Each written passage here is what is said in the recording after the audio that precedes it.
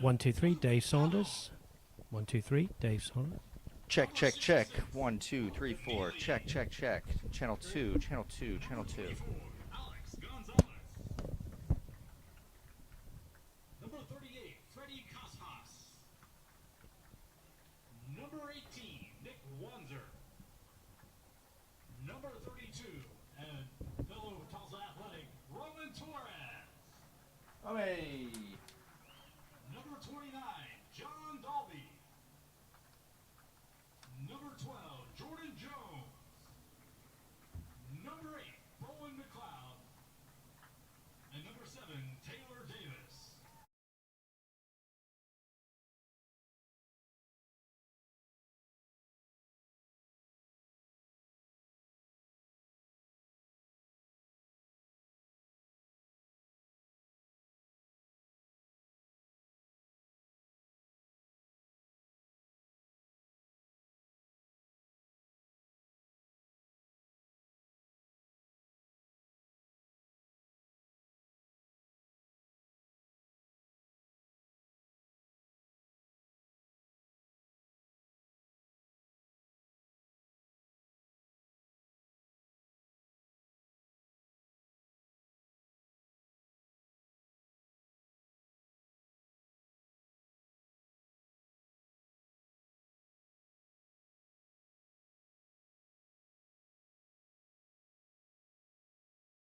In goal tonight, number 1, Ryder Claiborne.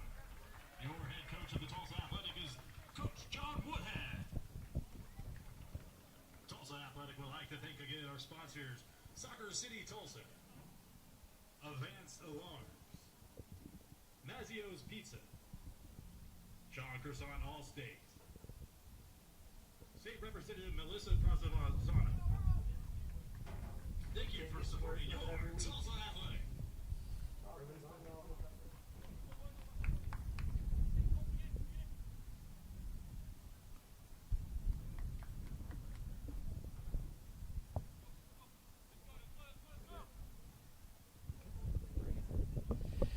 Well, good evening, everybody. Welcome into a beautiful evening here at the Athletic Community Field here at Hicks Park in Tulsa. Dave Saunders on the mic tonight. Alongside, I'm delighted to say, a man back from his travels, and that is someone very well known to the A's, of course, and that is the owner, Sonny D'Alessandro. Sonny, good evening to you, sir, and how are you? I'm an honor to be here, Dave. Just trying not to bring your level down, so thank you for having me.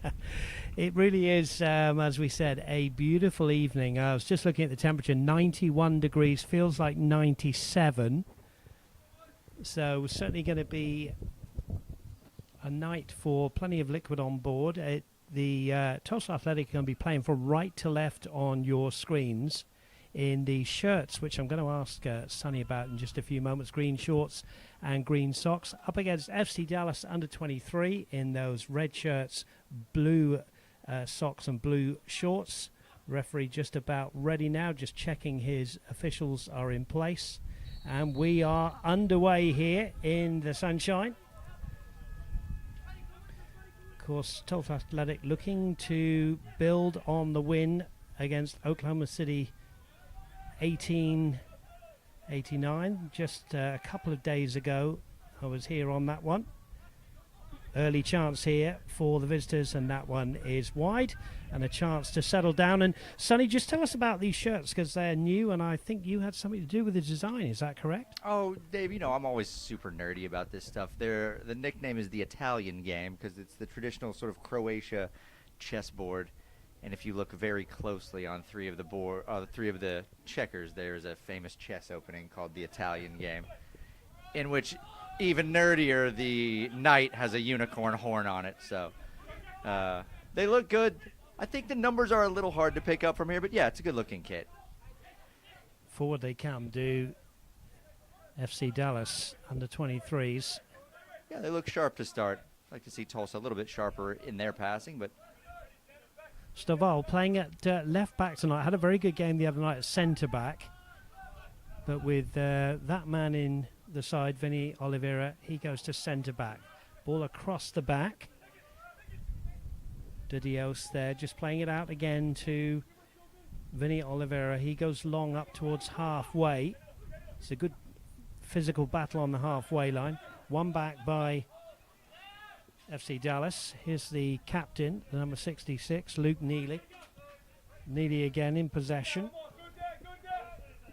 Yeah, Dave, I'll be curious to see how Flores and Mora combine. They're going to be teammates at Oral Roberts University this coming season. Mora's already banged in a couple of goals in this series of friendlies, off to some good form. And obviously Flores being the third leading scorer in Division I last year. Run from Kieran Winters just missed. But yeah, I think their coaches would certainly like to see them link up and find some preseason chemistry and have that carry over into the Oral Roberts season. Yeah, there's a few Oral Roberts connections, of course. The goalkeeper, Ryder Claiborne, in goal for Tulsa Athletic, had some time there as well. Strong challenge coming in, but there still is an opportunity here. Flying challenge there. Great challenge. Had to get it right. Did the lively Kadua. I'm very impressed with him, son. He's had a great game the other night. Yeah, very busy. It definitely has busy's a great word. He has a good engine, you might say, as well. Ball just gone there. So the throw in right down below our commentary position with Jackson Stovall, who was Reed had a very successful junior college career.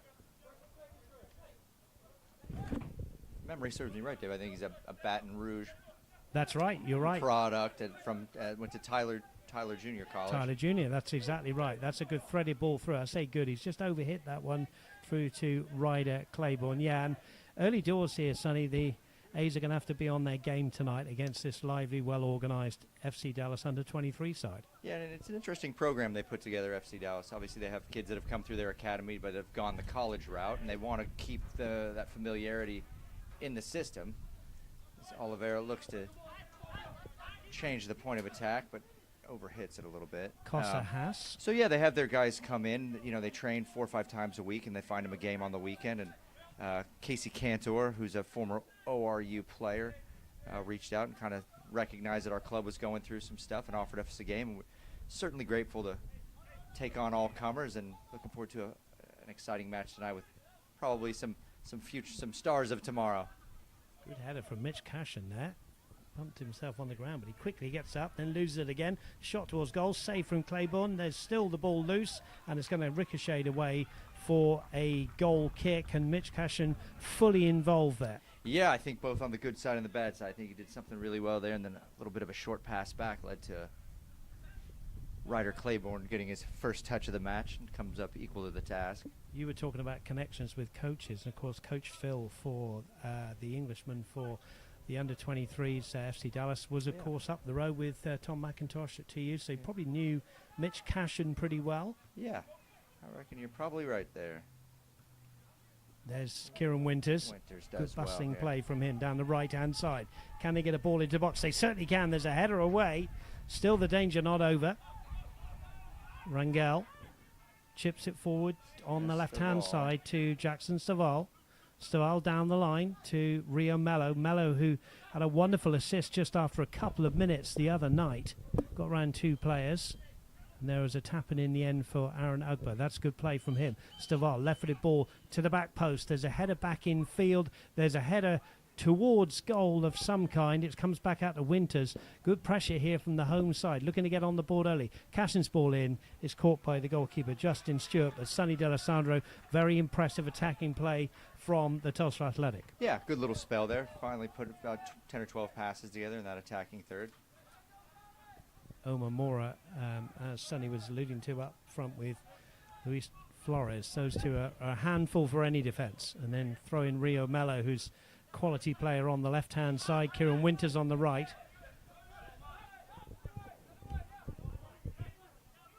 Now the away side in possession. Luke Adams there, the big number 11 at the back. One back though. Kadua's gone on another run down that right-hand side. Just about keeps it in. No, he doesn't. Says Mr. Noir, the official on the far side. Just to give you those officials, the centre is Samson Tomjani, assisted by Solomon Kamara and Brendan Noir. and my good friend, the fourth official, James Reynolds. And Dave, you'll notice a little construction over there, some roped off areas. Really excited to announce, I don't know if you mentioned it on the last stream or not, but we've got all new lighting out here, all LED lighting. I'm told when we score goals, we can get green and gold lights to flip on. So very fortunate to have those, but still a little cleanup yet to be done. Hopefully get it all wrapped up next week. I can tell you from the other night, there seemed to have been some progress. So they must be working hard on that, and things improving all the time. I was mentioning on the broadcast the other day, the surface getting better and better. Where are you with the surface?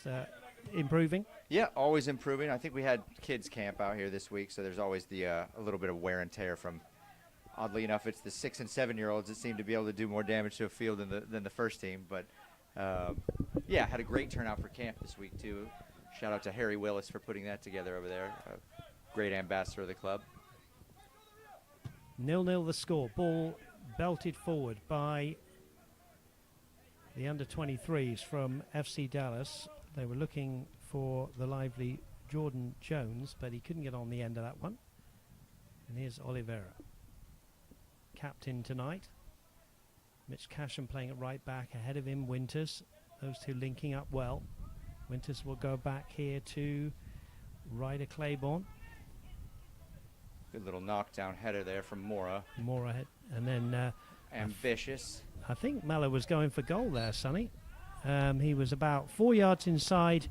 My understanding, Dave, is that Mello has quite the array of free kicks on his Instagram. So I think he was probably wanting to add a spicy clip there from 45 yards out with the goalkeeper off his line there, just blocked by the our technical team getting ready to clip that one, but it was blocked.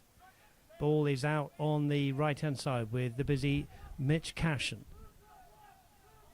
Cashin, has he won a corner there? The official on the far side, Mr. Noah, says it is indeed a corner, the first one of the match. Yep, touched off Roman Torres there. And a familiar Tulsa Athletic name there. Yeah, tell us a little bit about him. Yeah, Romy's great. He's, every year, I was talking earlier, you always look back when you don't win the championship of a couple of players you could add. And here's Mello's corner into the box. It's headed away, and we can go back to Sonny. And Luis Flores was definitely one, but Roman Torres was the other one. They just kind of gave us that next level for the playoffs and came in. He was also part of the U.S. Open Cup run that saw us get to Sporting Kansas City. Great kid. Played a little bit, like, I don't want to know if it's semi-professionally or not, but in Germany, and he's off to Creighton in the fall. Fantastic player. Well, Creighton produced fantastic players, and of course, the former Athletic goalkeeper Austin Wormel was at Creighton, if memory serves. Headed back. And the goalkeeper has the ball, Justin Stewart. Both teams wanting to possess the ball, play the ball in the right way on the ground.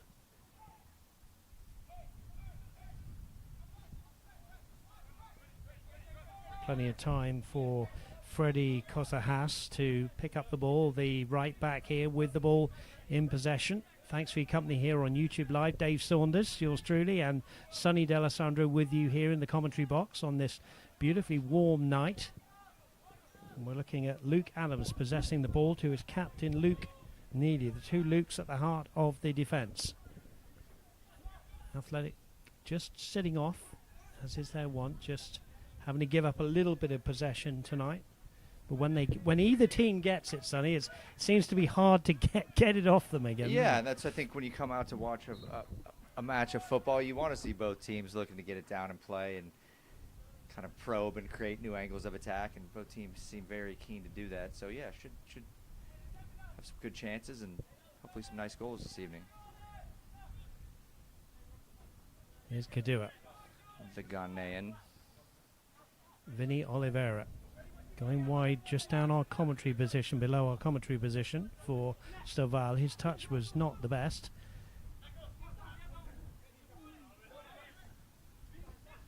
Good play from John Dolby. Now Bowen McLeod. McLeod back to Luke Neely. Nick Wanson involved there. Here he is on the ball now, number 18.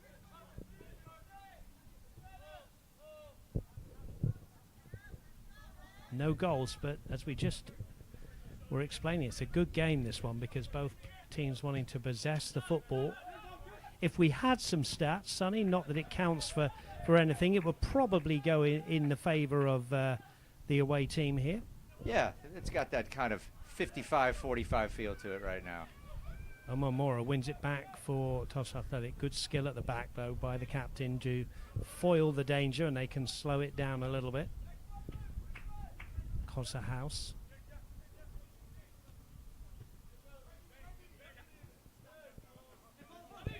All right on the white line there, right down below us, kept in by John Dolby. Tulsa Athletic looking to follow up their two fine wins, 3-1 over Denton and 2-1 over Oklahoma City 1889. Two good wins. And of course the return match down in OKC, you were telling me, Sonny, on Juneteenth next Wednesday. Yeah, going to pay a return visit to one of our favorite rivals. Yeah, I was talking to the two coaches, and I said to Woody, of course, John Woodhead, the coach of Tulsa Athletic, I said, do you know the coach? He said, yeah, he's my best mate, in his wonderful Geordie accent. So those two knew it well, but it was very competitive, but a good handshake at the end. That's it. That's it.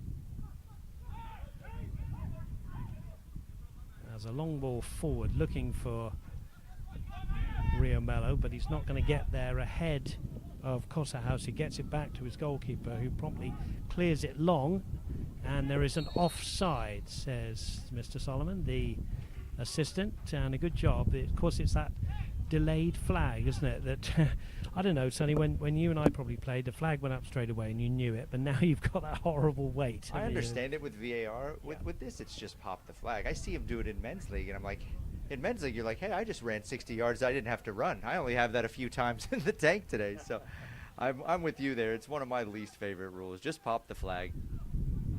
Yeah, as you say, with VAR at the top level, as we're seeing in Euro 2024, it has to be a delayed flag. Anyway, here we are, 0-0. Saval.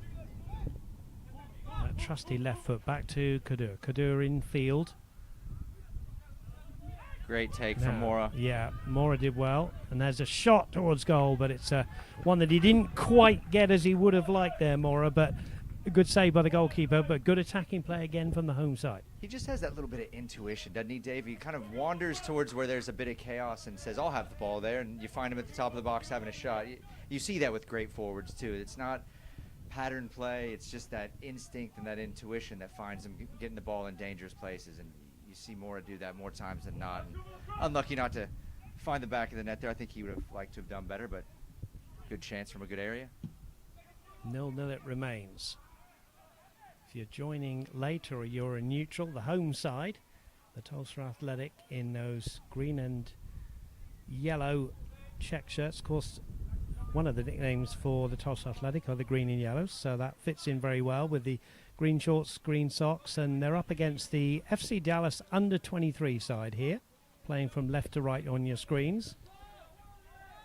And it's been a good game so far. Lots of possession. Neither goalkeeper has had a really hard save to make, you would say. Claiborne had the one from close in, but yeah, I think it was certainly would expect him to make it.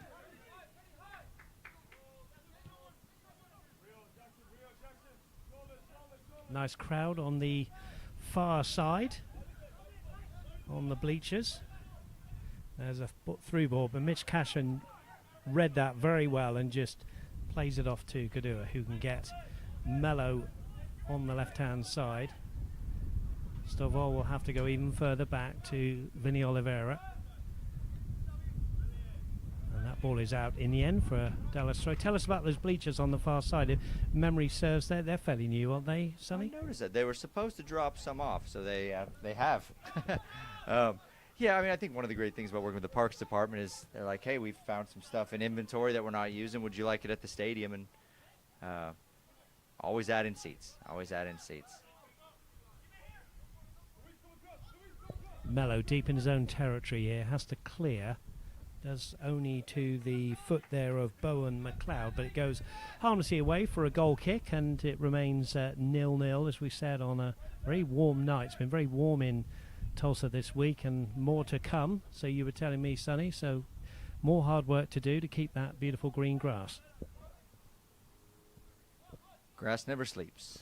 I'm off to England, so I don't care. I'll go to the next Grass few is weeks. easier to grow in England than Oklahoma, for the record. That is very true. Talking of England, of course, 2 o'clock tomorrow afternoon, England's campaign gets underway against Serbia in the Euro 2024, and I'm still recovering from the fact that you honestly didn't know the Italy score today. You didn't get a chance to watch it. You were busy. I've been on the road all day long today. What I did see was one of my favorite things. I saw Albania breaking some spaghetti and throwing it up in the air, which I thought was just absolute class prior to the match. But yeah, I heard the Italians started slow, and as you told me, brought it around. So if you're a Scottish fan and you haven't seen the result from yesterday, oof. Well, what more can you say? Let's just say the hosts are off to a great start in Euro 2024. Now, that's an easy one for the referee to give. That's a foul. Free kick, unnecessarily given away, you would say, probably by Jackson Staval.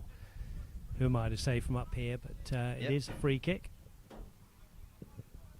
Torres almost being given a free roll. We've seen him as deep as splitting the center backs, collecting the ball as a 6, and obviously out wide. And class player, very professional on the ball, doesn't give it away very much. And just he brings that different look to a game, Dave. You know when you see a cultured player who sees channels others don't, that's Torres for you as he serves the ball in here. Yeah, into the box it was. Good header away. Comes out to the number 12, Jordan Jones. And then back to Torres. Torres again gets a good foot in. That comes off a couple of legs. It'll be difficult to give that one, and the ball is out. It's going to be a Tulsa Athletic throw. We're in the 23rd minute, and I wonder if we're going to get a hydration break actually tonight. We had one the other night with the temperature being above the 90-degree mark. Woody down there making some notes, the Tulsa Athletic coach. In fact, if my eyesight was better, I could probably read what he wrote, but those days have gone now. An unlucky handball. Cossa House, the unfortunate one to give it away.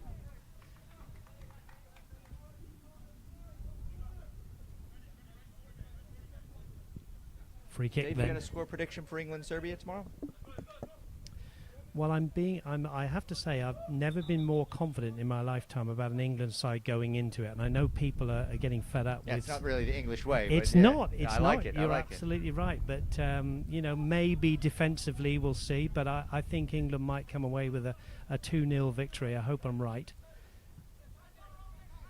I think that sounds right on.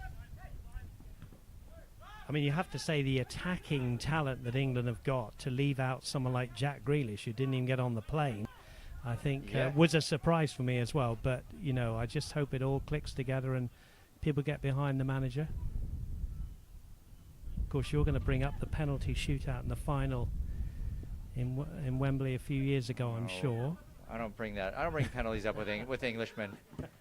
That's a great ball down the line. I much. say great ball, but just not for Flores, who tries to win it back off the defender. Costa House keeps it in, plays it back to keeper Stewart. Stewart will go long here underneath this one.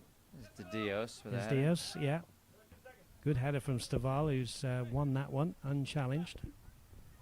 Torres trying to play it forward against his old teammates. Costa House with Omar, and I think the referee going for the easy call there.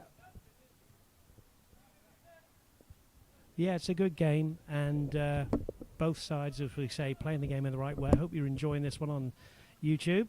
Thanks for tuning in.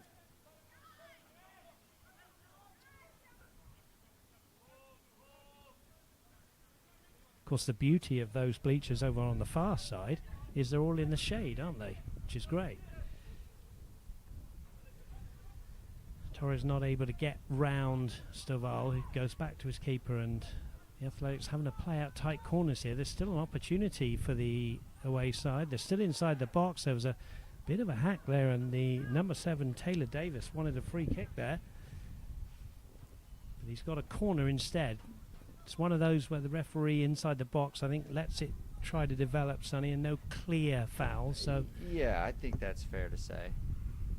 Well, I don't know if you're Coach Woodhead, you know, you want the modern goalkeeper who can play out of the back, but also recognize when it's time to go route one there. And here's the corner into the near post. Good whip It ball. hits the defender and away by Kadua. And then there's a push from House. No, says the referee. It was just a 50-50 challenge. Yep, ref says to play on. Torres on the far side now. We'll go all the way back to his goalkeeper, Justin Stewart. He may play all 10 tonight, Dave. And they keep possession so well. House just temporarily in the middle there. Here's the captain, Luke Neely. Jordan Jones is wide on the right, and he wants the free kick, but the referee's gone with the handball. One of those when you're convinced you've got the foul and you handball it, and the referee thinks differently. So free kick to Tulsa Athletic. The handball always forces the decision onto the referee, doesn't it? I think he was right then as well. I mean, it's there was no foul for me. And on we go. Rangel just running into a little bit of trouble in the central midfield. Ball chased down well by Omar Mora. Header away by Luke Adams. And the ball is with Mitch Cashin in space in front of his adoring fans over there on that far side. We were saying in the shade, nice place to be. Winters keeps possession well. And back goes Dios to his goalkeeper, the 6'4" Ryder Claiborne. That was a big frame. He's an athletic kid, too. Yeah, Just needs the reps. Here's a good ball for Winters. that is a good ball. Winters now in possession. But he couldn't get round Luke Adams, who'd come across from centre back. Gonzalez heads it on, gets it back.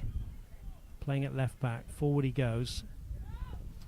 Torres has been fouled from behind by Mitch Cashin, and that will be an easy one again for the referee to give.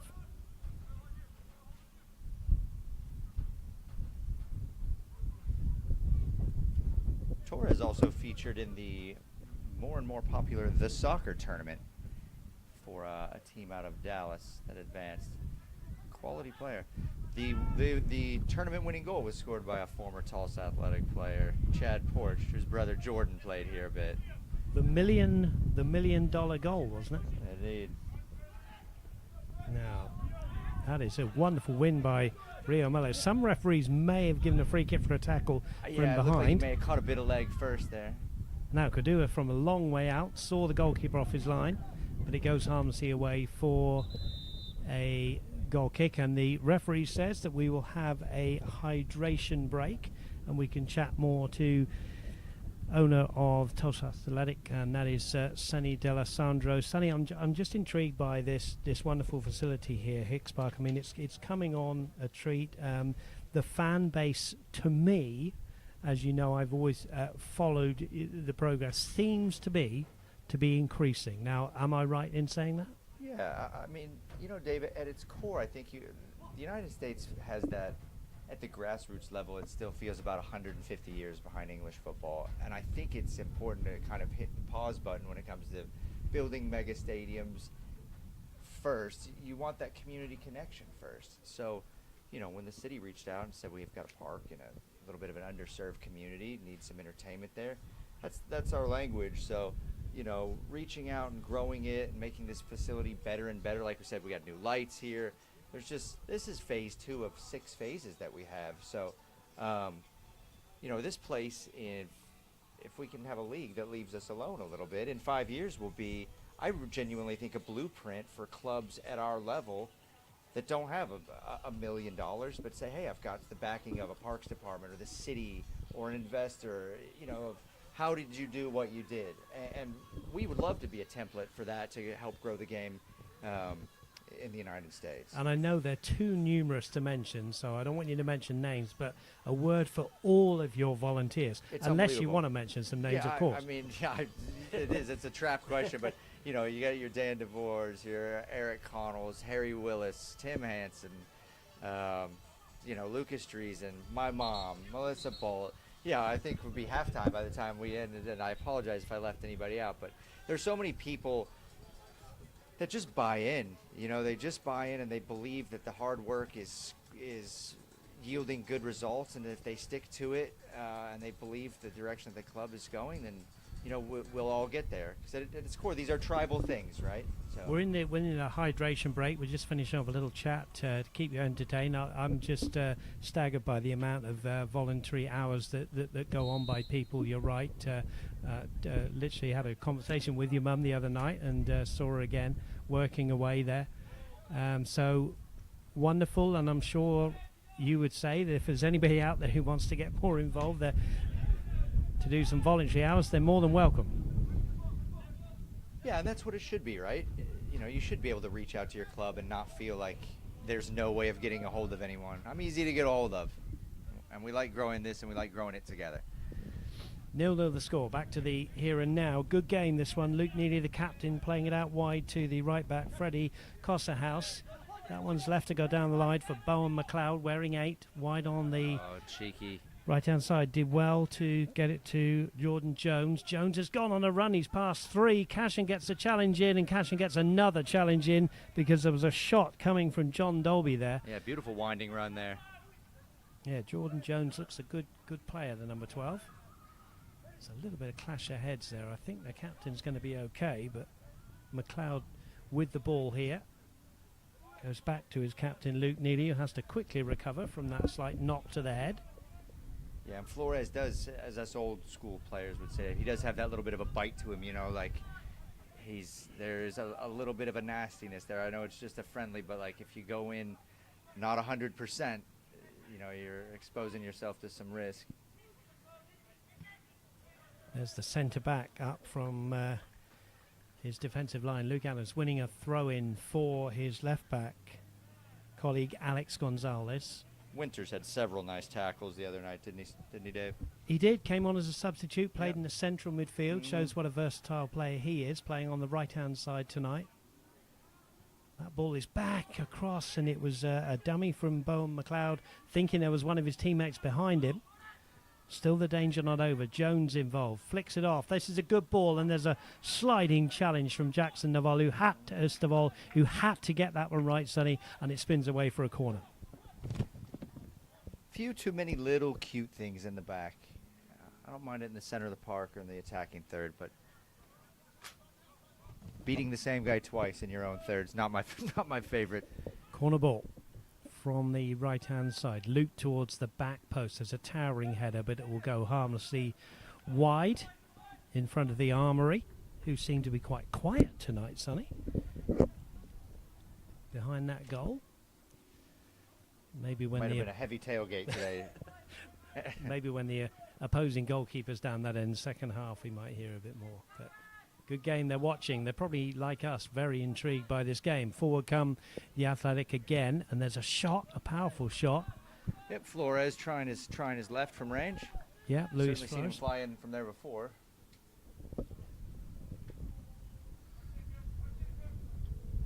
Goalkeeper just Game does rolling have it that out. feel. There's a goal in it soon, though, doesn't it? It's starting to open up a little bit. Chances created from both sides. So we look down a high line from the A's defence. The back four, very compact, very linear there.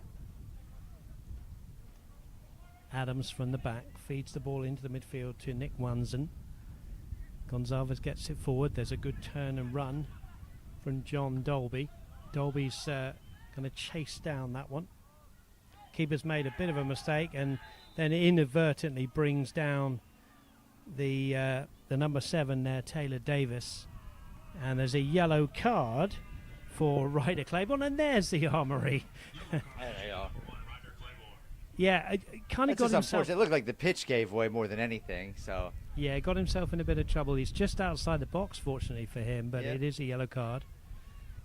And a chance here for the ball to be played into the box. There's quite a good breeze blowing now, actually. You might be able to pick that up on the corner flag and the yellow and green flags being flown proudly on the far side here's of the Torres. pitch. He will hit one.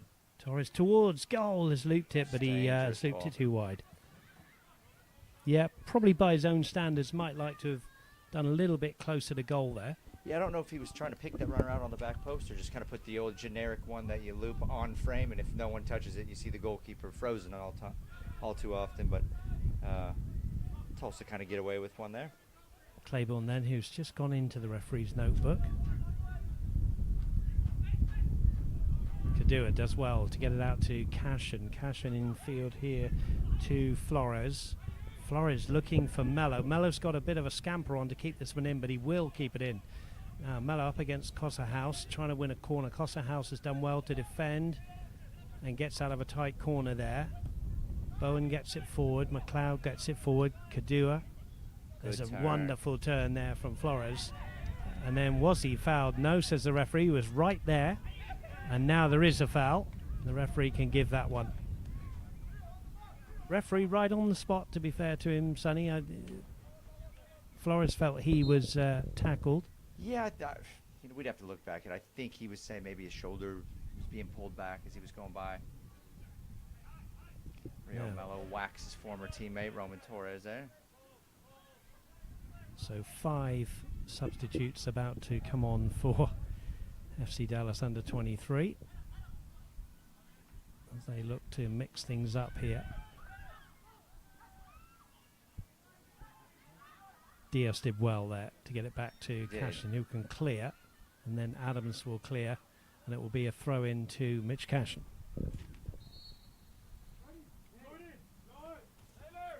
So we're going to see the introduction, as I said, of 5 substitutes, which rather than tell you all about them now, we'll feed them into the broadcast. Salim Chavez is coming onto the field, as is the number 4, Philippe Medina, and the number 17, Sebastian Kennedy.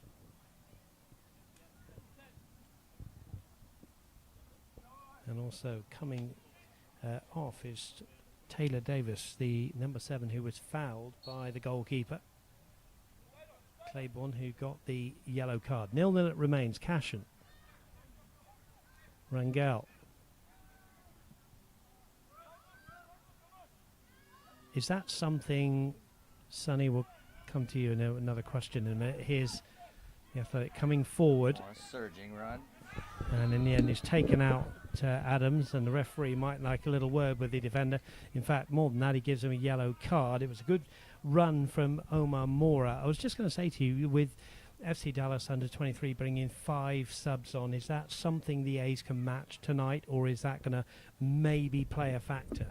That would be a Coach Woodhead question. I think if I were to speculate, I think we will see some minutes go around, but we've got the American Champions Cup coming up against Houston Regals, so I think he's kind of in that final phase of trying to sharpen the tool that he's going to be using in that battle. So, the guys who have performed are going to be getting those starting minutes, and he was going to want a fit team, one that has some chemistry without a season, so Winters a good ball here. Yeah, Winters, good ball in, headed away.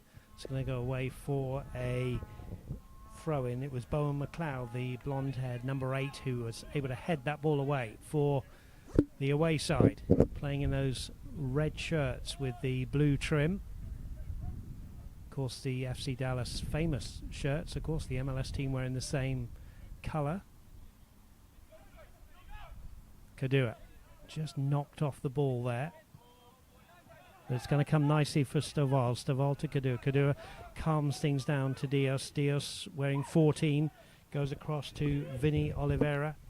Oliveira now, long ball from him, looking for Mello. Has he picked him out? No, because in steps the substitute. McLeod, that's Judah McLeod. There's 2 McLeods on the field. Kadua gets knocked with his leg there. Referee plays on. Diaz does well to Oliveira. Kadua's still down, might need some attention. Angel. Kadua did get a knock to the leg there. And the Athletic will have possession when the game is restarted. He's back onto his feet. It looked like somewhat of an innocuous challenge, Dave. Knowing Torres, he's not that player. Both players going hard. Looks like he's up Referee will get us underway again. Oliveira's just made a mistake, gets himself out of what could have been a very embarrassing moment. Yeah. Does well in the end. Flores went down. Omar Mora with the ball now, though, and he's fouled by Bowen McLeod. And just a few fouls creeping in here. Mora and Flores, as we said, they're a handful, and they're starting to be mistreated a little bit, Sonny. Yeah. Yeah, the game's gotten a little spicier. 0-0, tight game. McLeod, Judah McLeod, that is, goes back to his goalkeeper. Definitely favors his right foot there. Yep, young goalkeeper putting that one out. Mitch Cashin. I know the feeling there. I know the feeling there. I never had a right foot. I was always left-footed. Back in possession are the visitors.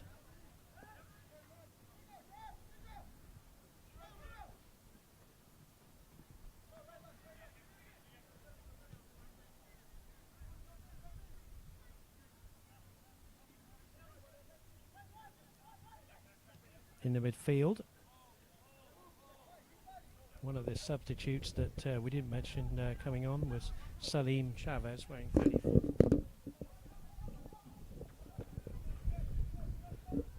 Wandering into the 43rd minute here. Yeah, thanks for checking on that one. Of course, the 2 minutes to go before we get a little bit more to go on. The referee's just keeping things going tonight. Yeah. Not calling things that others might expect. Yeah.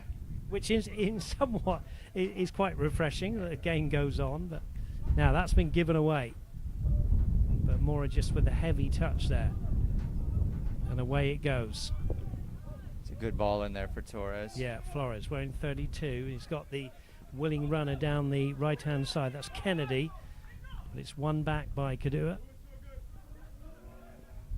Mitch Cashin.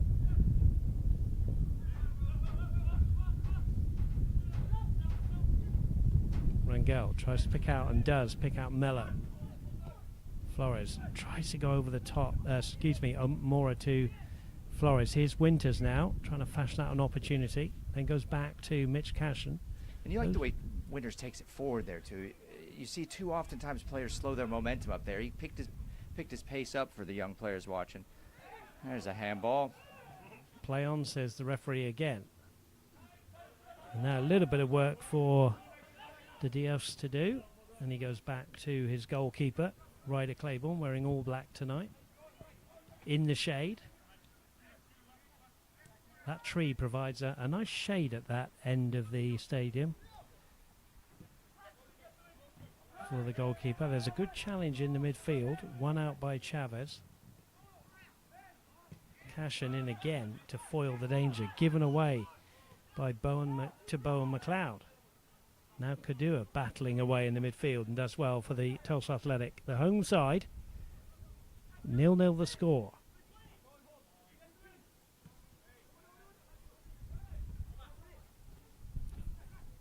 Omar Mora winning that one. As we said, he is a physical player. Throw into Jackson Stovall.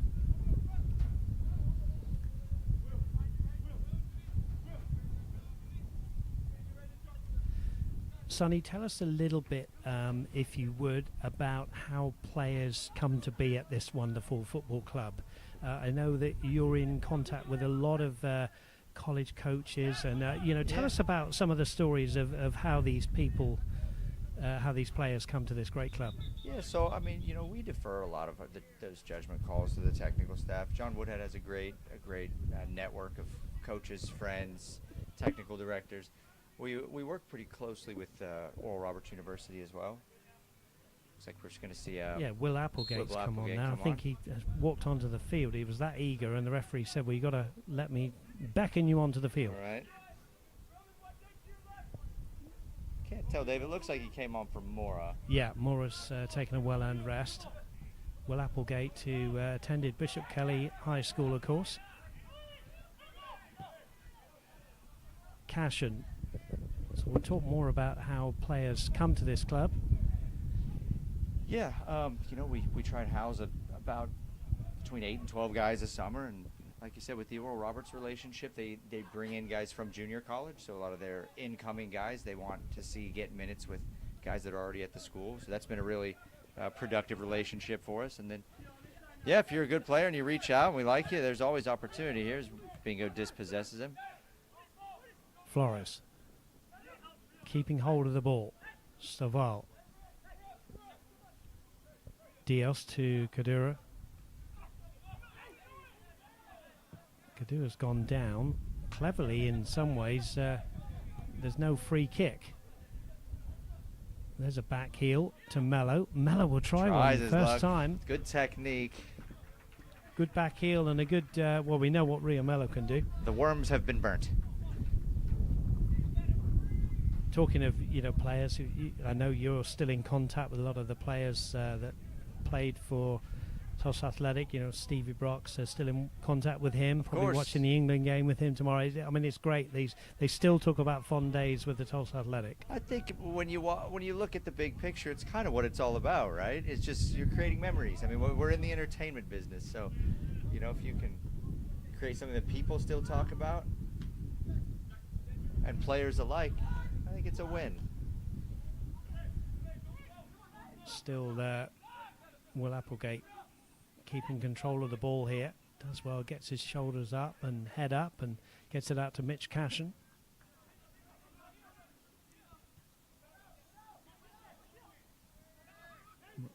Rangel. Stovall is wide on the left, wanted it, but it's cut out well by the FC Dallas under-23 defender. I'm still thinking of that game, Sonny D'Alessandro, where you beat the Liverpool Warriors by 5-4. Oh. I think you were 4-1 up, weren't you, if memory serves? No, I think it was more ping pong than that. I think it was 1-0, 2-1, 3-2. It was 4-4 at one point. And Stevie Brock scored the winner. I should have you recreate the call. Oh, he still talks about it. We still talk about that goal. And when you talk to him tomorrow, tell him it was a deflection. It was never a clean goal. And that's going to be a free kick, I think, to Tulsa Athletic. And we're playing the last few minutes here in the first half before the players can get a well-earned liquid refreshment. 0-0. And we hope... Wandered in injury time. You said, you were in the entertainment business. I mean, this has been a very, very good game of football to watch, hasn't it? Yeah, definitely. FC Dallas has some bright young players. Some physical tackles going in. Yeah. Referee's been right in amongst it. Yeah, Tulsa just that last pass away from unlocking the FC Dallas defense. I think FC Dallas, really, when you look at it, haven't really broken Tulsa down. I think a lot of their close chances have more come from a little bit of sloppiness out of the back, which I'm sure Coach Woodhead will have a word at halftime and try and get that cleaned up for the second half. But definitely both sides have some creative abilities and the ability to score. Just haven't seen it as of yet. As they say, Dave, as the legs get tired, the game opens up, right? Stay with us right to the end of this one. Thanks again for your company. That's the voice of Sonny D'Alessandro. Yours truly, Dave Saunders, here in the commentary box for the Tulsa Athletic game against the FC Dallas under-23 side. We've got a lace being tied up by Stovall, and we're going to be back underway on this beautiful night with a breeze blowing quite nicely now. It's not affecting the flight of the ball, really. But it's a nice breeze. Diaz to Kadura to Mello. Mello under pressure from McLeod. Mello goes down right in front of the fourth official, who he looks at, and then the ball is belted away by Ryder Claiborne, kept in by Mello, who's got himself up again, and that ball is out for a throw-in to the home side, the Tulsa Athletic. Yeah, we haven't been shown how much extra time this half. We're so close to the fourth official and the players, we can hear pretty much everything in our lofty position. The fourth official would probably be about 2 minutes of extra time. Ball flicked on by Kadua. There's a scampering run here for Applegate. Applegate will chase this one down. First touch from the keeper wasn't the best, and in the end it's cleared away by Luke Adams. Gonzalez down that left-hand side. Kadua's won it back. He's such a busy player. He's a central midfield player, but he crops up on the right-hand side to win a free kick for the Tulsa Athletic. He does cover a lot of ground, doesn't he, Dave? One of the best attributes, I think, of a central midfield player is to do that, isn't it? Not only your centre of the field, but you help out the wings. He's that guy when you show up to the stadium and you know he's going to be out on the field. You just think to yourself, oh, I've got to deal with this guy for 90 minutes tonight.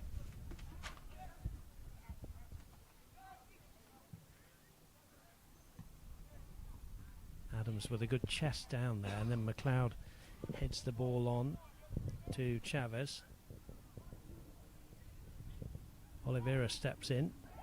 Oliveira had a very good career at ORU. It's down the road.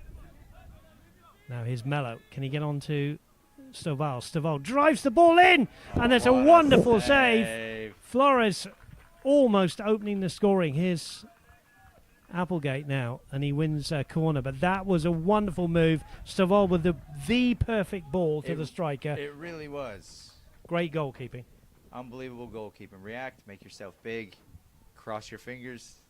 There you go. Flores it was who thought he would have scored there, but the goalkeeper was equal to it. Yep. Remains 0-0. Corner.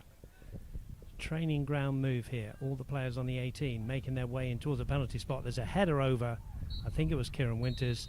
And the referee says enough is enough. We've had a good first half, and Sonny and I will just quickly sum up the first half. And you'd say it's about right to be 0-0, but as you said, defensively, the Athletics have done extremely well, and there have been chances created, like you've just said. We've just seen. Yeah, your knee-jerk reaction when you see 0-0, if you're not a soccer fan, is you go, oh, look, another 0-0 football game. But I think had you watched the first 45 minutes, very entertaining, some great play, some great chances, and some really organized spells of possession, and just not able to break the other side down completely. As we said, 5 substitutes came on at once for FC Dallas under-23. We think on a warm night that substitutes are going to play a part here tonight, you think? Yeah, and I think there'll probably be an untraditional flowing of substitutes as well this evening. I think you'll see some maybe a little bit of re-entry. But if the game knotted at zeros at the end, we'll see the boys off to penalty. Or if the game's knotted after 90, we will see a penalty shootout. So who knows? I think there's a goal, and I think there's separation in the game yet. So should be an interesting second half. Sonny, thank you for your comments in the first half. We will be back. Stay with us. We'll be back for the whole of the second half. Half-time here from Hicks Park. It is Tulsa Athletic 0, FC Dallas under-23 0.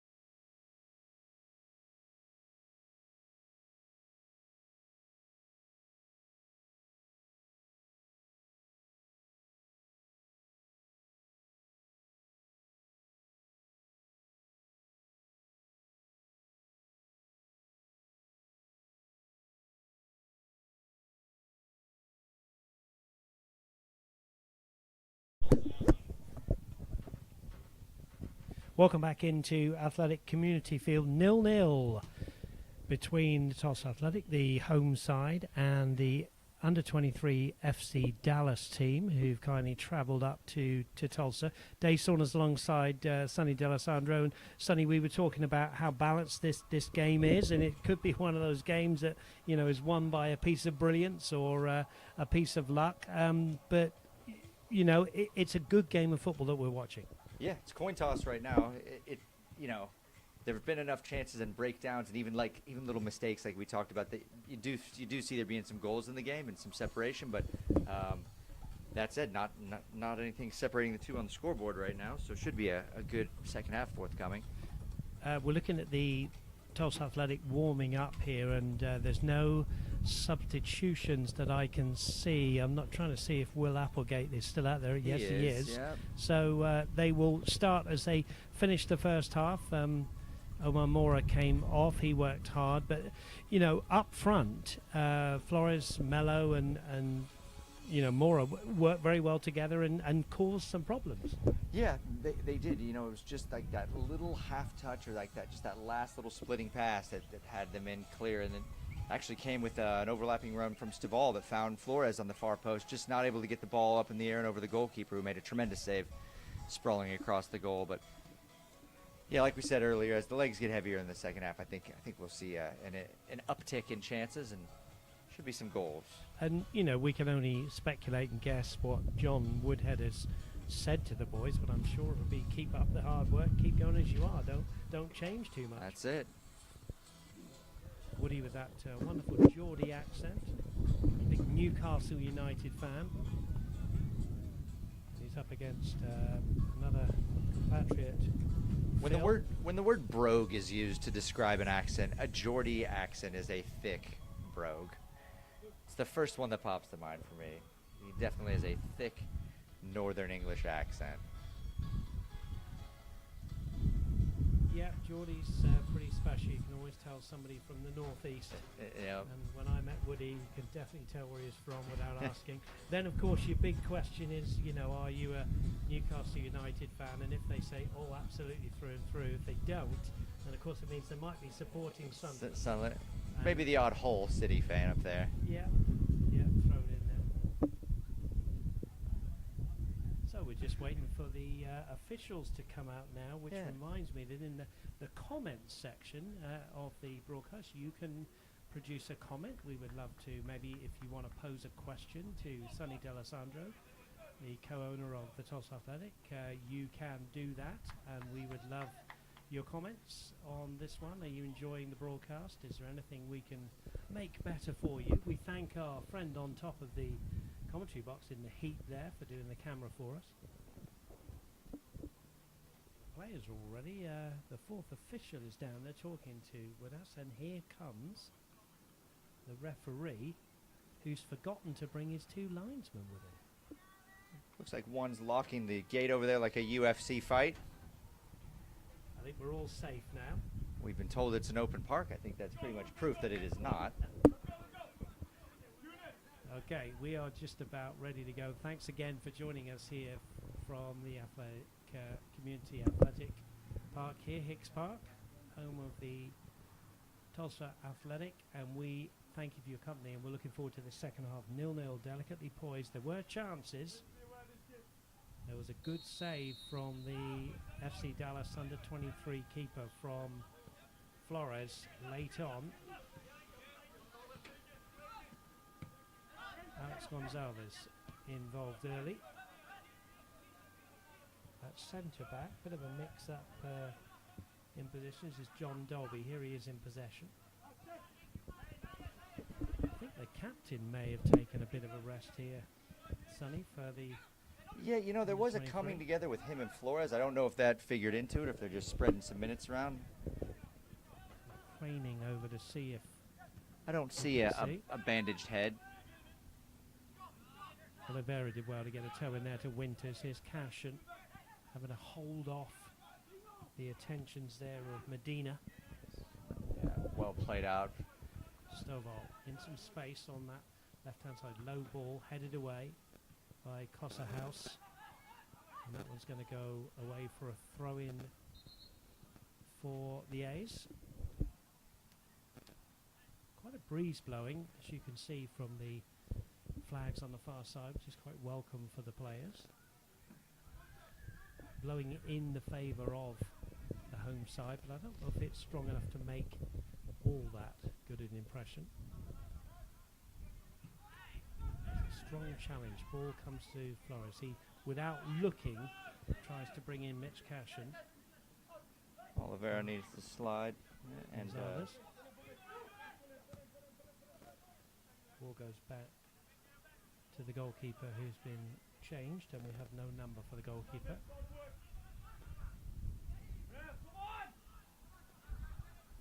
It is still Justin Stewart, as far as we know. Here's Oliveira. Rangel to Oliveira again. To his countryman. Cashin goes back to the goalkeeper, Ryder Claiborne, who was booked in the first half. Header from Winters.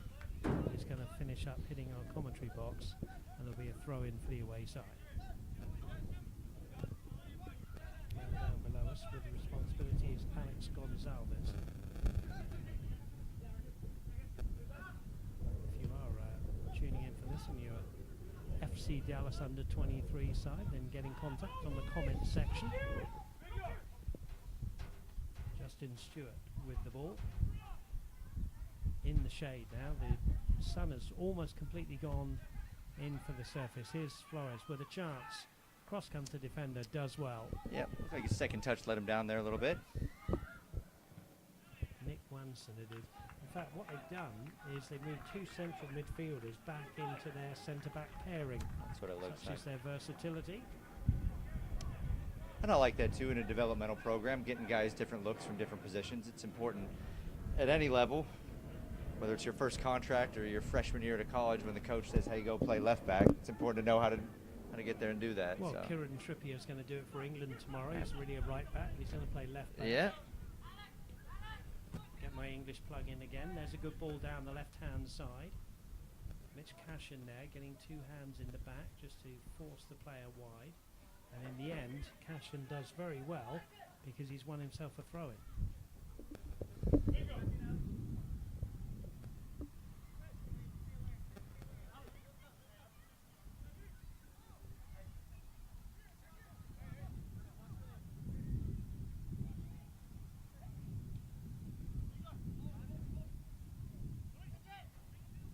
Cashin then with the throw-in, flicked on by Will Applegate. Back will go Freddie Cossahouse to his goalkeeper, who clears to the right-hand side. Stovall is there, fakes a kick and then wins the throw-in. It's actually, weather-wise, a very, very pleasant night now. We love the sun, but it did actually cool down about 5 or 6 degrees. Just made it nice enough with the sun going behind those clouds a little bit. Cashin has won the throw-in then, fourth official helping out the centre referee right below us. Cashin with the throw-in, wearing 10, worked hard tonight, throws in infield to Kadua. Kadua goes back to Dios, who will equally as well go back to Claiborne. Thanks again for joining us here at Hicks Park. Claiborne slipped as he hit that one.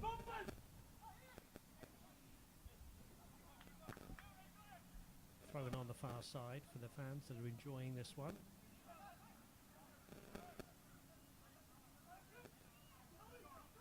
And now here come the away side. FC Dallas under 23 side. Cut out by Cashin. Winters ahead of him, wanted the ball, gets it now. Kieran Winters having to work hard here to keep it in, does well. Can he get a decent ball in? He certainly can. That's a great ball in. Applegate was nearly there on the end of that one, but the Dallas defence get that one away. Here's Gonzalez, but Sonny, good break down the right. Good ball from Winters. Very good ball, and I like the pressure when Tulsa loses the ball. There's a little bit more of a sense of urgency to win it back. In the past, when we've been successful, it's always come from that immediate attitude when the ball is lost. Everyone works together to get it back, and we're seeing a little bit more of that early in the second half. Oliveira. Kadua. Winters under pressure. One back in the midfield and then given away. So throw in to Mitch Cashin. Will trot back and get this one. I think Mitch Cashin is in a local bank, isn't he? He's over at Bank of Oklahoma. Yeah, there you go. He's a finance man. He would probably likely advise me, don't own a football club if you want to make a bunch of money, Sonny. No, he's a good kid. Here is Cashin. Yeah, he is genuine, isn't he? He works so hard. Saw him playing for the University of Tulsa many times. Well, that's a great tidy turn as well. Good play from him. Cashin continues his run forward. Flores now trying to put in Will Applegate. Out comes the goalkeeper and just about keeps it in. Does extremely Yeah, does well. Keep it in the box. Yeah, we don't have a great look at the lines from up here, but the goalkeepers seem to be right on it. Yes, it was like the first half, wasn't it? When Claiborne was booked, could it have been in the area, but referee was right there. Exactly. Casa House on the far side. Ball belted forward down the right-hand side, but a bit of a nothing ball from John Dolby there, wearing 29. Throw into Stovall, who I said in the first half really impressed me in the last game at centre-back. It's only a versatile player, trusty left foot, and here he is at left-back doing equally as well. Yep. Yeah, he comes from that Tyler Community College. It's so many national championships there, so many professional players. It's just kind of like if you're a D1 college, a lot of people are going to the well now for these junior college players because they're just plug and play. And Jackson proving it. And you'll remind me geographically, where is Tyler College? Tyler is just, I hope I don't get just killed for this on the stream. It is, I believe, it's east of Dallas, probably a little southeast of Dallas, Texas. If you know where Tyler College is, get in contact in Yeah. the comments section. It's beautiful there. I've been there. They used to be in our conference for a couple of seasons, and it is beautiful there. Putting Sonny D'Alessandro on the spot. I like it. So we're underway again. Here's Cosa House. We'll go back to his goalkeeper, Justin Stewart. Hasn't been beaten, but neither has Ryder Claiborne in the Tulsa Athletic goal, which gives us the current score of 0-0, as you can see on our screen. That's an easy one for the referee to give. John Dolby. It's brought down. Here is Dolby, who won the free kick. Cosa House on that right-hand side.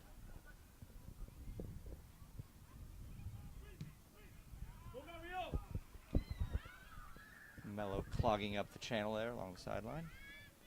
Yeah, both defences have done well, and including that, the midfield, the goalkeepers. I mean, it's been hard to create chances on goal, isn't it? Quite frankly. They do is just given that one away. I see Dallas under 23 will build again.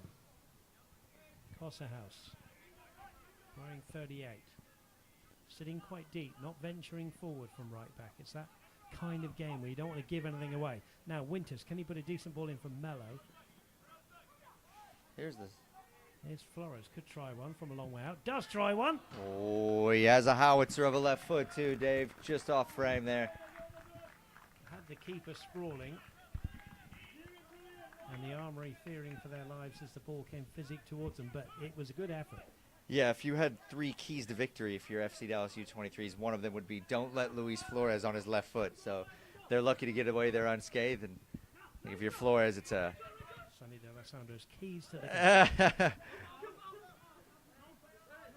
Oh, good stuff from everybody there. Good hard-working football. Well done there from Flores. Flores, who had that latest effort with his left foot. Lays it off to Rangel, who could hit one, but it's a long way up. It goes wide here to Kieran Winters. This is a good spell for the home side. Mitch Cashin getting involved. Cashin, round 1. Twisting and turning. Mello. Mello plays a neat ball in behind the defence, but back goes the substitute Sebastian Kennedy to foil the danger. Good spell, though, from the home side. Yeah, definitely.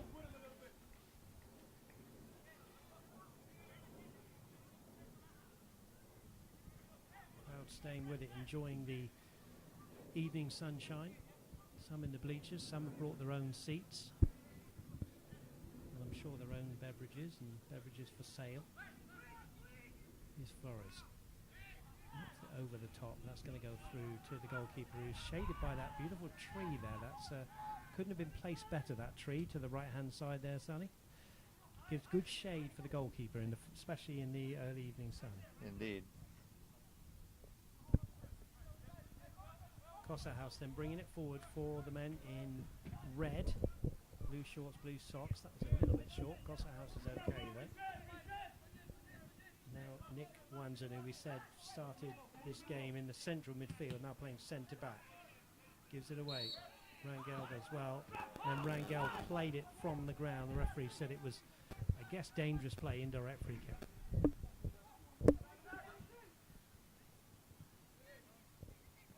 Danger here. Ball comes off a leg and goes through, thankfully, to Ryder Claiborne, who gathers that one up.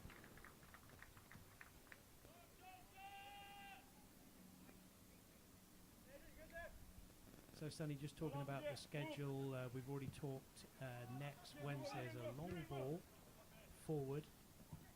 The return match down in OKC, and then where do the Athletic go from there?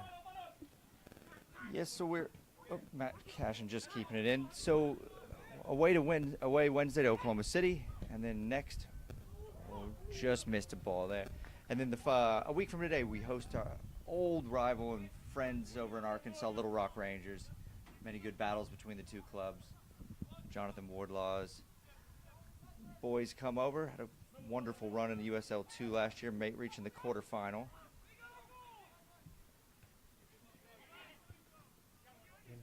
Trying to win that one, but it's belted away.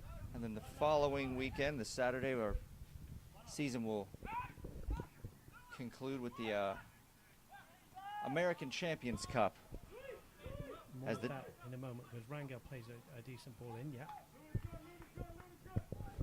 Yeah, so USSSA is a governing body of soccer in the United States, and their national champion, Houston Regals, will come here to Tulsa to play a Champions Cup between the MPSL champions and the USSSA champions in what's the American Champions Cup. So that's kind of what the boys have been training for all summer long. So, what time are the kickoffs for those? 6 o'clock? I'm glad you brought it up. I think it is set for 6, but I think with the lights and everything, I think we're going to push back to see if we can get a 7:30 kickoff on the night. Got to run a few beta tests first, but. Now here come Dallas. This is a good run into the box, and it's pulled across, but Diaz was there. It was a good run from the number 4 who came on in the first half, Felipe Medina, and he's won a corner for his team. Yeah, looking forward to those, and as you say, the new lights, and we kicked off at 6 o'clock local time here to get in before the darkness comes in, but lights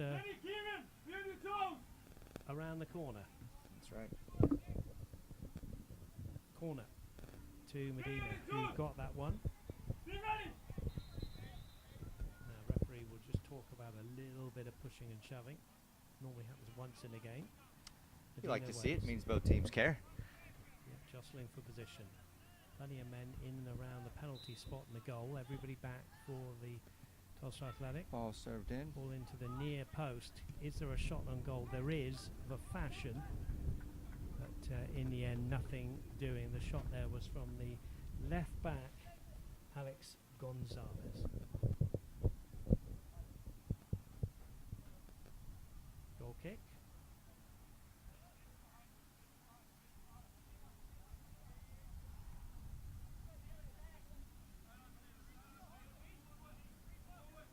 Green and yellow building from the back again. Diaz and Oliveira have played very, very well at the back. Diaz a good player with Rain FK last year. Local kid, plays his college soccer up the road in Tahlequah, Northeastern State. Oliveira with a direct ball. Looking for Flores and Applegate. Well cut out. You know, Dave, they say a good header is it's like the holy grail of soccer. Absolutely. Never a better example than the center back cutting that out. Going to see a couple of under 23 FC Dallas players re-entering the fray.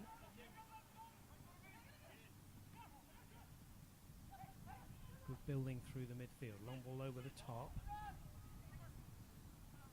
collected well by Claiborne. He's been alert all night. Yeah, he's read the top of his box well, Dave. When he's come out to get involved, he's got it right every time. Other than the slip, which I don't really put on him. I think that was the right decision there, too.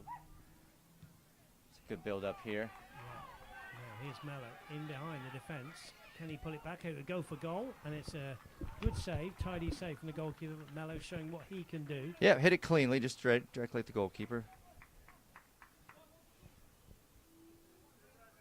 Remains 0-0. And building from the back is Wanson again. Neat play to Gonzalez. Gonzalez to Cossa House.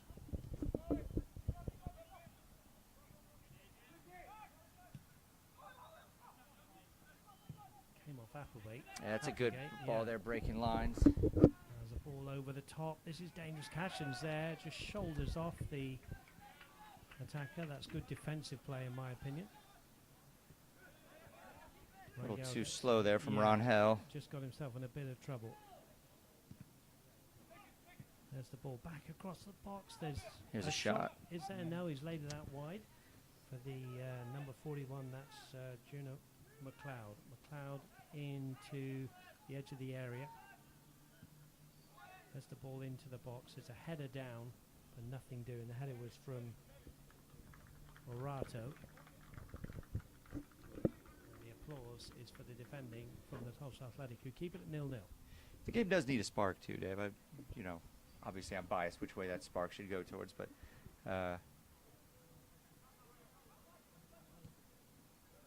good ball finding Mello there. He'd like to do better with that, obviously. And now we will get the substitutions down below us. Two players who started the game, Bowen McLeod and Luke Neely, will come back in. Taking a well-earned rest is Freddie Cossahouse. And also the left back who's had a good game for me, tidy game, Alex Gonzalez. Yeah. So a bit of a reshuffle. Back comes the captain, Luke Neely, to go back into the back four alongside Nick Wanson, and then going to left back, again showing the versatile nature that they have, is Judah McLeod.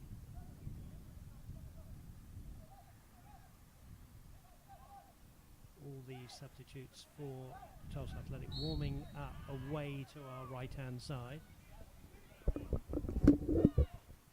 Free kick for the visitors from Dallas, playing from right to left on your screens. Thanks very much for your company here on YouTube. Don't forget to ask a question or make a comment in the comments section. If you are a neutral tuning into this one, it is Dallas under 23 who are in the red shirts, and some tackles flying in. Stovall said he played the ball. In the end, the referee said enough's enough, and we'll have a free kick for the visitors, FC Dallas. And the referee is going to speak to Brendan Noir, his assistant. It looked like Stovall got ball first, then sort of just the foot followed through. There were some tackles flying in, which is okay. Well, in our day, Dave, we would try and time it like that. Yeah. Get the ball and then you'd follow through, and everything was fair. Referee with the call against Stovall here. Stovall. Yeah, free kick to be played into the box here. Everybody's up and about and okay, which is what you want to see, of course, with everybody. Free kick then on that right-hand side. Line being held at the 18. I think if you're FC Dallas, you got to like the mismatch with Luke Neely on Mitchell Cash in here. Yeah, Rangel is there helping out, but you're right. There's the ball into the box. There's a good header away from Stovall. Now a ball down the right-hand side. Can they get a decent ball in? No, they can't, because Stovall's there. Still, they have the ball here, played into the box. It's a good one. There's two players going in with a goalkeeper. Everybody's okay, but the Athletic defense. Yeah, Claiborne does well there. That's the downside of being a goalkeeper. You have to have those brave moments, and Claiborne shows he's up to the task and does just enough there. He was up against two as well, wasn't he? Now it's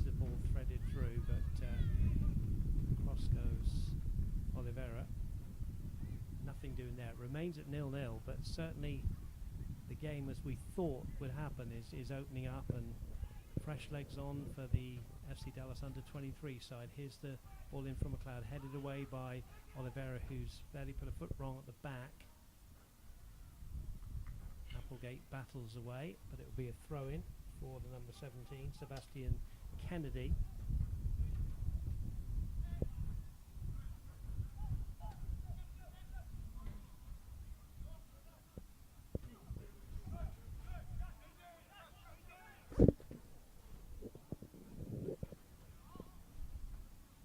Heading into the 68th minute here. Will Applegate pressures Neely here. Once back to Neely. Neely took some time out of the game, had a little rest. He's back on now, captain, and that means that John Dolby has gone back into midfield with the ball here, playing it up to the front line. Now a chance to run at the defence. Applegate with the ball. There was a challenge from behind, but he's okay. Winters, who's been fairly quiet in the last few minutes, now gets it back from Cashin. Cashin thought about venturing forward, then retreats. Winters keeps possession. Here's Cashin. Winters. Winters twisting and turning, gets it back to Cashin, who's advanced some 10 yards. And he's won a throw-in. It's hard work for both sets of players to try and get through to this back line, isn't it? It's been a good defensive, tactically defensive game. Both teams are still desperately trying to grab the game by the scruff of the neck, and no one's really been able to do it thus far.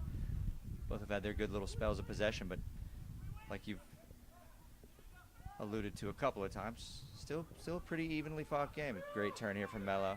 Mello dinks the ball over the top, and Cashin said maybe I could have had it out wide. Tough to go in the air there, Dave. You'd like to see him put it along the floor and get the weight of the pass right. Yeah. Neely will go back to his goalkeeper. Justin Stewart has had to make a couple of saves tonight. None better than the one close in for Luis Flores at the end of the first half. Gonna have another hydration break, I think. And the referee says, let's do it right now. Well, the ball's out, so another hydration break, and we can just recap what's gone on. It's been a close game, 0-0. There was, as I've just alluded to, a good save from the FC Dallas under-23 goalkeeper Justin Stewart to foil the danger with Luis Flores, which is probably about the best chance that Green and Yellow have had, and good defending from the Green and Yellow keeps it at 0-0, but be a brave person to predict the outcome this one, Sonny. Yeah, I am a betting man, and I don't like any part about this game. It's still a coin toss. It does still feel like there's going to be a winner, though, Dave. Does the game have that same feel to you? It does, and just to say to everybody, if there is not a winner, then we would go straight to a penalty shootout, no extra time. Yeah. But at the moment, it is 0-0, and there is the coach, John Woodhead, talking to his players. The game deserves a goal. The game deserves a goal. There's a lot of talent, individually talented players on the field, and you know, these boys are from an under-23 academy, but the athletic look just as good, and it's an even game, and that's why it's 0-0. Yeah, exactly.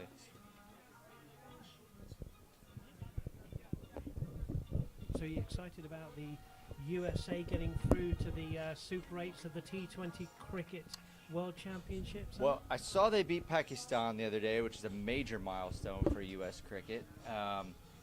Yeah, you know, one of the best things about the United States of America, Dave, is there are the immigrant culture that's here, and the sport that they bring with it. For it to be able to find roots here, and not just find roots, but to be able to thrive to defeat a cricket mad country like Pakistan is just a really special thing for the community of cricket loving American immigrants who've come here who've brought that cherished sport with them. So yeah, I thought that was a really neat result. I don't follow it too close, but I did see that. And, I was speaking with a gentleman from Bangladesh the other day, and I was brought up, and he was excited just to talk with an American about cricket. My time in the UK taught me enough lingo that I can I can speak enough to get around. Of course, I will tell you, growing up in England playing cricket, many a game has been spoilt by the rain, and then what happens in Florida, there's a game rained out today completely. Of course. And they've had some rain as well in the West Indies, where the other part of the tournament is. Anyway, back to the wonderful game of football, which is in front of us on a beautiful night here at Hicks Park, and it's 0-0 between these two. Again, those people joining us all the time who might be neutral, it is the home side, the Tulsa Athletic, in the green and yellow shirts. As Mitch Cashin goes forward, he was fouled, but the referee's played a good advantage. Kieran Winters is there, and now he wants the free kick, and the referee said it's gone on too much. Referee's let a lot go tonight. Here's McLeod. Tough one right there if you're a ref.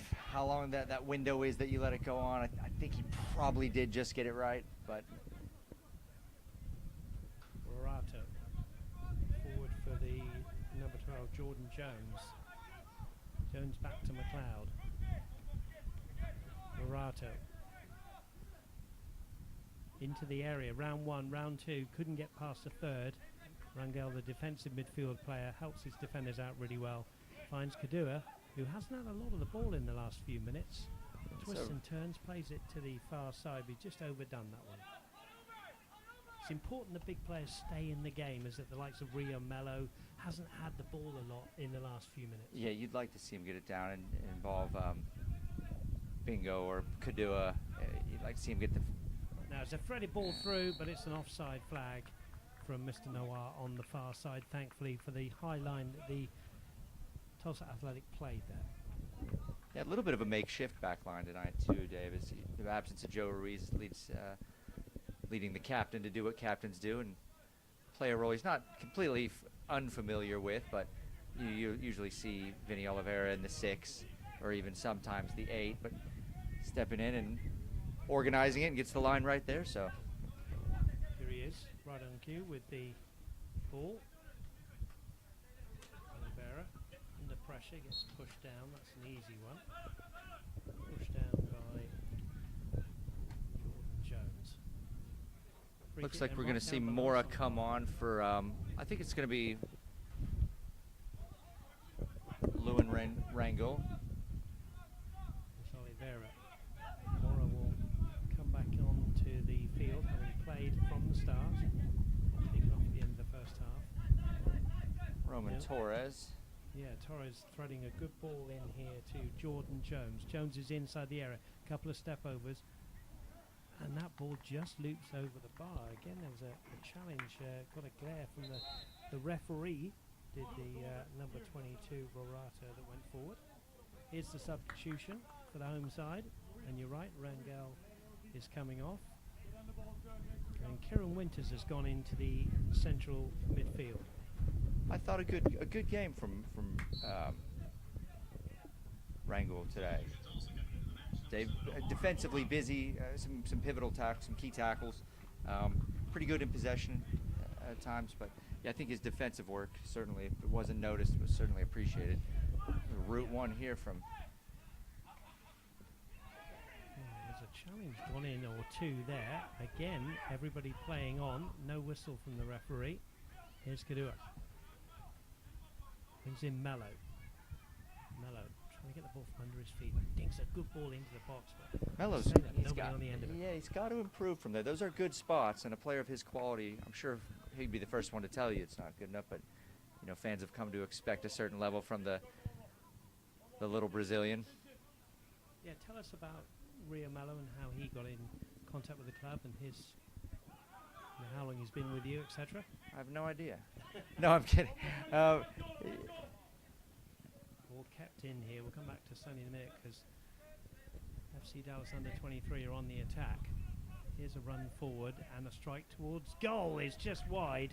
And there was a good effort from Salim Chavez, who came on as a first half substitution. We can go back to Rio Mello. Yeah, you know, every year, Dave, we have some guys that come in and they're in and around the team. I don't want to say training players, but maybe kind of squad rotation players. So Mello was in and he would get some chances here and there, and he's just kind of been that pesky fly that won't go away. And over the years, it's just, you know, gotten more and more and more. And think you and I were on the call when he scored at the time, probably one of the biggest goals in club history in this Southern Region final against Southern States, and we were seconds away from going to penalties, and walks the line with the toe poke, and instant club legend. But yeah, very, very technical player. Yeah, great player, and had a very good assist for the first goal the other night against 1889. Here's Cashin. Cashin gets brought down. There'll be a free kick. And quickly underway are the green and yellow. And Kadua gets into trouble. Here's Jones. Kadua wins it back from Jones. Here's the aforementioned Mello. Ahead of him, Applegate and Flores. Goes square to Kadua. Kadua's run into trouble, but somehow manages to still get the ball. Winters runs into trouble. Stolen away by Medina. Medina to Jones. Jones inside the area. Can he get it out to Medina? Medina's on his own here, and the flag goes up for an offside. It's just a little too slow and sloppy in really important defensive spots there. You see Kadua twice with the ability to play one touch and be done with it, but there's a little bit of a cheeky roll of the ball here. I mean, even the one where he got it back from the tackle. Another substitution here to be made by the home side, and 15 minutes left.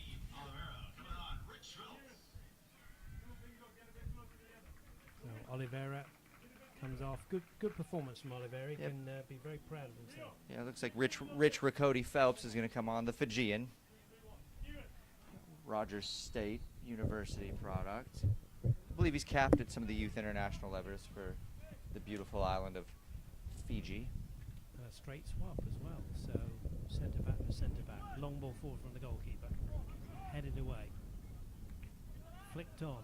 Now Jones is onside and he's going down that right hand side. Keeps the ball in. 3 red shirts in and around the box. He chips it to the far post. There's an overhead kick effort, which is a very, very good piece of skill from Sebastian Kennedy there. Didn't quite get enough on it, we would have liked. You gotta like the little bit of acrobatics for sure. I always think when I see a player even trying that, yeah, it just takes some confidence, doesn't it? But when you talk about sport and how there's creativity involved, I mean, just the idea of, you know what I'm going to do? I'm going to contort my body by putting my feet where my head should be to generate some momentum.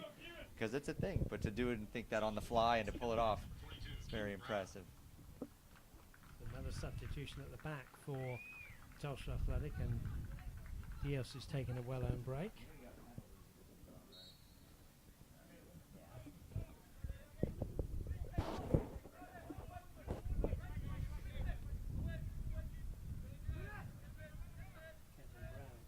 Brown, came on. Pull of the shirt, says the referee. So is there a piece of brilliance or a spin of the ball that gives you a bit of luck to win this game of football? Yep. So a new look back line for the Tulsa Athletic right now. Indeed. Those substitutions. As we wander into the 81st minute. Looks like FC Dallas keen to make a few changes as well. Yeah, 3 players going to be reintroduced that have already been in the game. Winters just overcooking that one. It's going to be a throw into FC Dallas under 23, and they're going to make these substitutions. Back will come John Dolby and Taylor Davis, and also the big number 11, Luke Adams. Looks like Adams is going to stay as a left back here. Played at centre back, and as you alluded to earlier on, Sonny, I think it's an academy that encourages players to play with versatility and not get stuck in one position.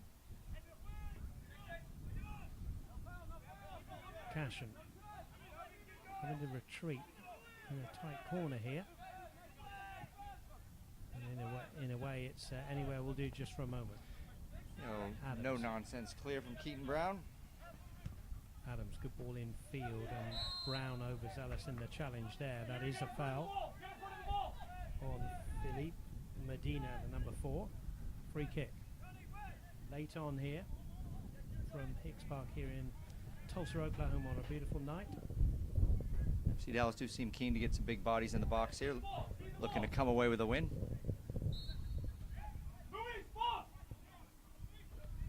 Yep, 6 players in and around the box.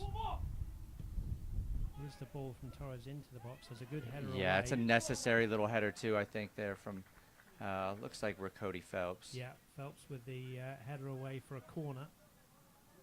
Still FC Dallas under 23 on the attack here, late on in this game, 0-0. Torres has gone short for this one. Intelligent play from him. He's up against 2. Clips the ball into the box as a header, and a header off the line. The header off the line from Mora. The header towards goal was from Taylor Davis. The 2 number 7s fully involved there. Wonderful play from Torres to go short there, Sonny. Clipped the ball in. Good header, but a good header off the line. Yeah, for sure. I couldn't tell who it was. It looked like maybe Mora. It wasn't. Yeah.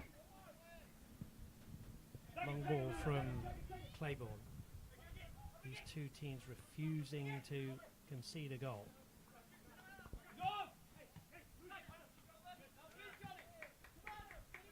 Brown under some pressure here. Dolby. Dina trying to go around them all as he won a corner for his team. He's kept it in. Goes back to Jones. Jones clips the ball into the box, headed away again. Torres brings it down. Adams.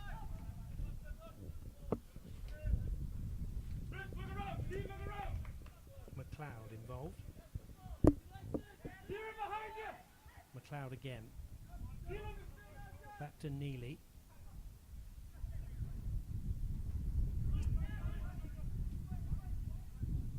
There's a sliding challenge and he's come out with the ball here, and there's Dolby with a shot just over the bar.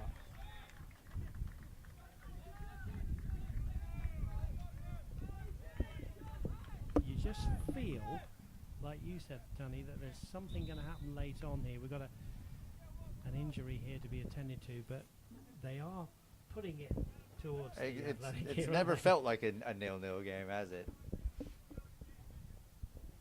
Just looking at the clock there, and we can see we've got a few minutes left. 84th minute here, 0-0 between these 2 rivals. As we said, there will be a shootout if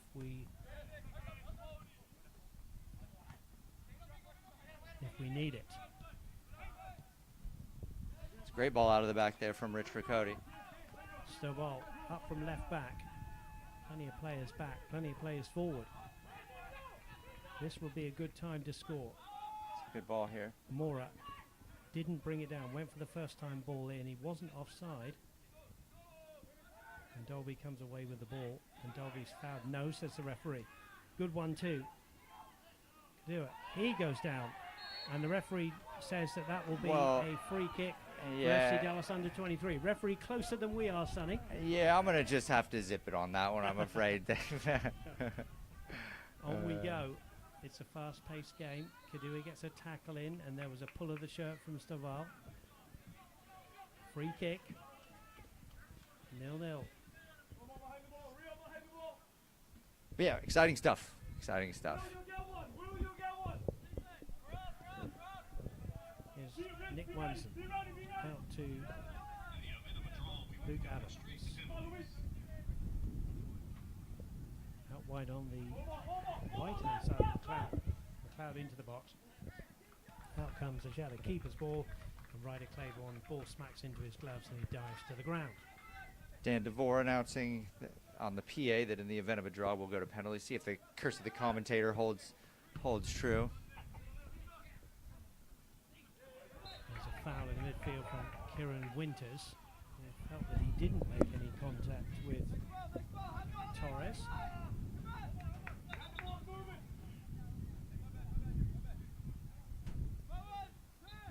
There we go on, and here is Luke Adams. Wands.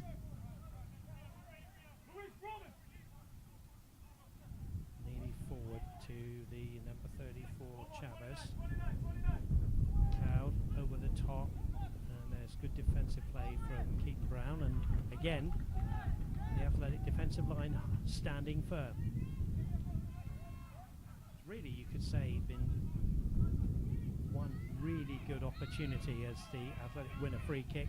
Certainly one really good opportunity for both teams. I mean, you go back to Mora's opportunity, great save from the Dallas goalkeeper, and then the header off the line from the aforementioned Mora. Exactly. I think each team could claim about 3 good half chances and one full one. So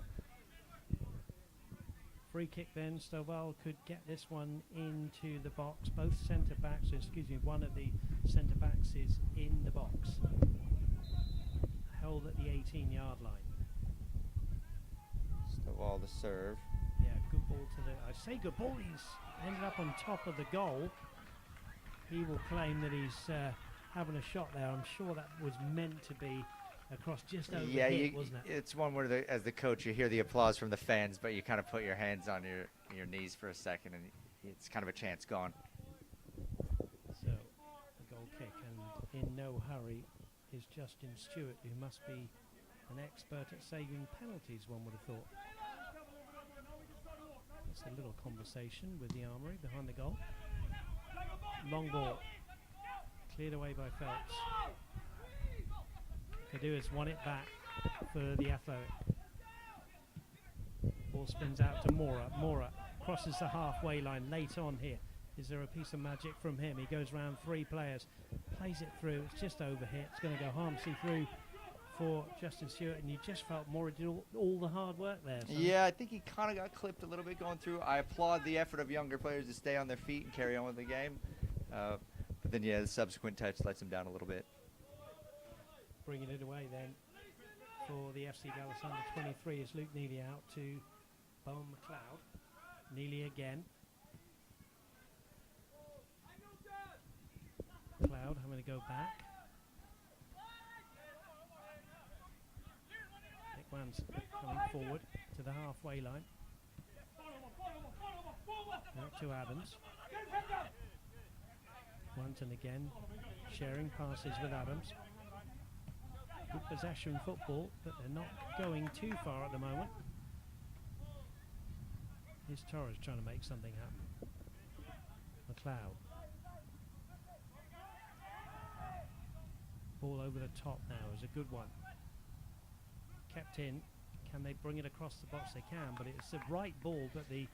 It is dangerous stuff. I think it was Taylor Davis had made the run towards goal, and it was in behind him. What have we got left there, Sonny, on the... Wandering just into the 89th minute. 89th minute. Yeah, I think we're being told there's going to be 2 additional minutes. Now, on the attack here is Jones. That's a good Rich Riccoti, a really good intervention there as he finds Mello. Yeah, Mello now in some space.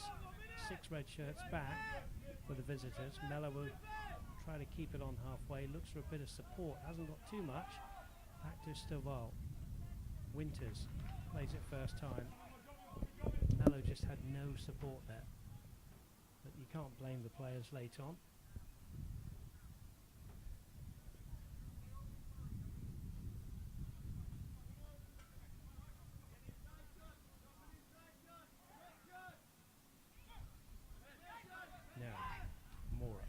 Still in his own half, brings in Cashin. Cashin back to Keaton Brown. Phelps, who made that wonderful interception. Here's Kadua. Kadua's gone over the top there. Flores was pointing to Mora. Mora's definitely trying to find some space near to us, Sonny, on this right-hand side. Yeah, he definitely wanted that ball there from Kadua. He had found a nice pocket of space. So we are playing the 2 minutes added on. Is there going to be a moment of brilliance to win this game?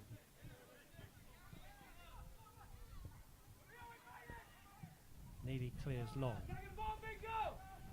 Well up from the ball there. Had to win that one. New ball needed.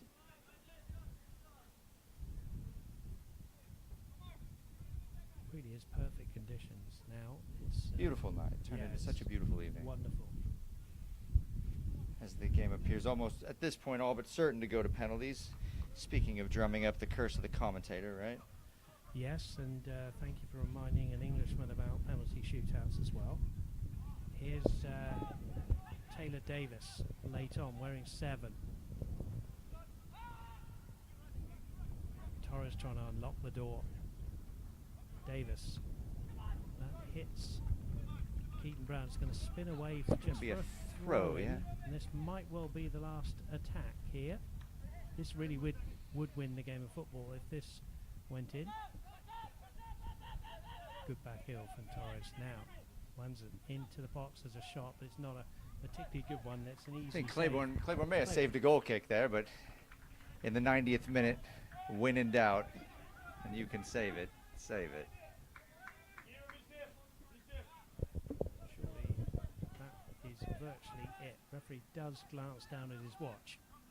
Is there one long ball over the top for the Athletic to win it? The crowd's in there. There was some pulling. No, says the referee, waving it away again. And that will be onto the bleachers and a throw-in.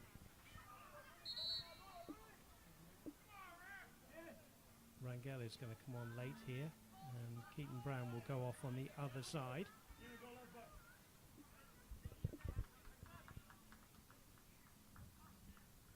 So very, very late on here. 0-0. Applause for Brown. Most likely a penalty kick change there. Yeah, Rangel presumably on one of the penalty takers. This could be interesting here, Dave. Is Cashin going to keep that one in? No, he doesn't. He almost felt he was going to do it. Second touch may have let him down. Now here's Mora to Cashin. Decent ball into the box needed. Low ball into the box. Is there an opportunity here? There's some juggling in the box. And I think it was Applegate there with the last opportunity, and it will go to a penalty shootout, Sonny D'Alessandro. But we have seen a wonderful game of football that ends 0-0. It does. But it's a good game. Yeah, a good game. I think both teams, when they look back, will think they got a good work here tonight. A lot of players playing a lot of positions, a lot of players getting a lot of minutes. Exactly what you want if you're a developmental squad. And I think for Coach Woodhead, exactly what you want when you're getting guys primed up for a big match in a couple of weeks. So penalties always, some people say a lottery, some people say a wonderful piece of skill. We've got two very good goalkeepers, I might add, if acquitted themselves very, very well. Both were excellent. They become the heroes, don't they? They do. Well, and as a goalkeeper, you always want to win, but there really isn't much pressure. You're not called on to save all 5 of them. I mean, obviously, if one slips through your hands, you might feel a bit bad, but the expectation on a goalkeeper from 12 yards out is, it's all, you're in the bonus round. Anything you do is gravy. So goalkeepers always enjoy it. And it's nice to have the pressure be on the shooters who get to enjoy most of the glory in situations like that. Going back to, I was looking at some old videos of the Tulsa Athletic going back a few years, probably 9 years. I can remember a few shootouts at the old stadium. Yeah, we had a couple at the stadium. I believe we beat Monterey in penalties. We beat Oklahoma City in the Red River Cup final in penalties. Our first year we lost to Club America in penalties, and we lost to Chattanooga Football Club, the now professional MLS Next side, in penalties. And since then, there's only been the record, knock on wood, has been pretty good. So nothing at stake apart from pride tonight, but it's still a chance for you to come up and make a hero for yourself. So these boys will be taking it seriously. Yeah, I mean, you have to create these situations for yourself. If you're to find value in games like this, you have to almost put that pressure onto yourself so that you can recreate it when the situation comes up again. A lot been said about whether it's better to go first or second. Do you have an opinion on that? Well, if you've got a good goalkeeper, and I think that we do here, and especially when we have Bryson Reed in goal, I don't mind us shooting first, or I don't mind us shooting second. They say getting on the board first. There's the stats show that that's beneficial to shoot first, but we always know we're going to get a save. So, well, the goalkeeper Ryder Claiborne has just run out halfway down the pitch to high-five his penalty takers. So he's taking it seriously. The penalty kicks will be taken in front of the Armoury round to our right hand side. Stay with us here on YouTube Live. Thank you for joining us and staying with us here on this Saturday evening. Dave Saunders, Sonny D'Alessandro with you, and we've seen a wonderful game. Good football, 0-0. There were some chances to win it. Alas, we didn't get a goal, but the coaches and the officials had agreed that it would go straight to a penalty shootout. Call me old-fashioned, but I'm glad you don't say PK, my friend. Yeah, it'll slip out sometimes, but penalties is the preferred nomenclature for sure. Bonus football on a fine evening. Bonus football on a fine evening. There we go. So stay with us, and as we say, hold on to your hats. Whoever you support tonight, we wish you all the very best. The officials are just going to talk to the two goalkeepers. Of course, the official rule is that the goalkeepers can move along the line, but they can't leave the line and move forward until the ball has been kicked. That's And right. of course, at the top level, with VAR, excuse me. Yeah. They are very strict on that. They these scrutinize days. it, don't they? The Liverpool Champions League final with Jersey Dudek being at nearly the top of the six would certainly have been a retaken penalty. Sorry to Scouse Nation out there. So the Athletic are going to take the first kick, and it is Rio Mello. We talked lots about him in the game. Very skillful player. Let's see what he's like from 12 yards. Of course, the goalkeeper in all blue is Justin Stewart. And Yeah, Mello's if Mello's on the field, he's the penalty taker for the club for sure. So it's usually you see a very staggered sort of there's a little skip step in there. So 12 yards, just one kick of the football. And here we go with the penalty shootout with the home side, the Tulsa Athletic. Rio Mello then will come up right-footed and a little jump and taps it in and takes the bow to the Armoury behind the goal. Yeah. And he will now go across to his goalkeeper and say, if he can save it, you put the advantage on the home side. Good penalty, Sonny. Yeah, it was the standard Mello. The little jump as a goalkeeper, I think, puts him off just enough. We actually saw a goalkeeper for TSC's oldest team kind of held his ground the other night and waited late and was able to save. It was the first time I'd seen Mello's penalty save, but it's tough to cover ground if you're not explosive by holding the middle, and Mello usually finds the side. So one to the Tulsa Athletic, and this is Bowen McLeod wearing 8. Had a good game. Can he level things up at 1-1? He comes up and he slots it easily past Claiborne, so it is in fact 1-1. Good penalty again, Sonny. yeah, it's difficult when a player decelerates that way. You know, as a goalkeeper, you're taught to be explosive at the point of impact, but I think strikers and penalty takers have discovered that if you can sort of interrupt that timing of their momentum on the goalkeeping end, you can limit their range and what they can cover. So you do see that stagger, and when they do, if they either go early or the corner's always a goal. Kieran Winters then for the Athletic, blasted over the top. Yep, terrible penalty. And that's what pressure can do for you, and sometimes it goes in the back of the net, sometimes it can go over the top, and that one was from Kieran Winters over the top. So he's going to be hoping now from the home point of view that Luke Adams will do the same here. I'm told 1 point in Gaelic football for that. Yes, Luke Adams, who played centre back, played a little bit of the game at left back. We'll see what he's like now. Tall lad, will hit this one left-footed. Again from 12 yards, of course. Referee checking that the goalkeeper, Ryder Claiborne, is on. So to give the FC Dallas under-23 the advantage, and Yeah. scores confidently. Good penalty. Good guess by Ryder. Just couldn't get behind it. It struck it well. So it is 2-1 to the FC Dallas under-23 side. Trying to take the third one is the man who arguably Sonny had the best chance for the Athletic in the whole game. Yeah, Flores. Dynamic scorer at Oral Roberts University. Has to be dynamic now, or maybe not, just a side foot home. He's taken a curved run up, going to hit it left-footed. Flores then taking the third penalty, comes up, and it's a good save from the goalkeeper. It's a good save. So it is 2-1, and FC Dallas under 23 have this penalty. You have to say it was a good save from the young man. It was. Those are difficult down low like that. It's hard to get a big, strong hand on it. I think he did just that. Well, Ryder Claiborne needs to make himself a hero here, because in front of him from 12 yards out is John Dolby. Dolby will take this one right-footed, waits, takes a couple of deep breaths. Up he comes now, and just about scores. It was a pretty good penalty, which means now that the next taker, and it's going to be Rangel, who came back in, has to score here. We're Dormy to 5. Yeah. Rangel, who's had a good game again. I have to say it was a good penalty. Ryder Claiborne did dive the right way. Just couldn't get enough on it.